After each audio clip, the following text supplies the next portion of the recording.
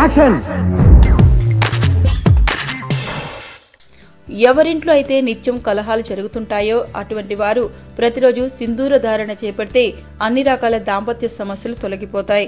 ఎవరింట్లో అయితే భీతి భయం వెంటాడుతుంటాయో అటువంటి వారు సింధూరాన్ని పెట్టుకుంటే భయం తొలగిపోతుంది.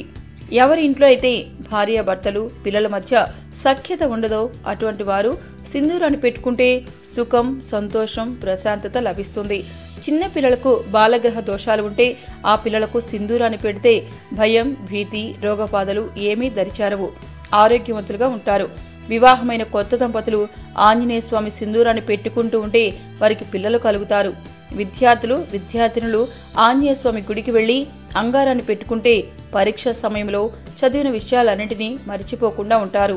లో బీపీ ఉన్నవారు రక్తహీనత సమస్యలతో బాధపడేవారు ఆంజనేయ స్వామి తీర్థాన్ని సేవించి సింధూరాన్ని నుదుటికి పెట్టుకుంటే ఆరోగ్య భాగ్యం సిద్ధిస్తుంది.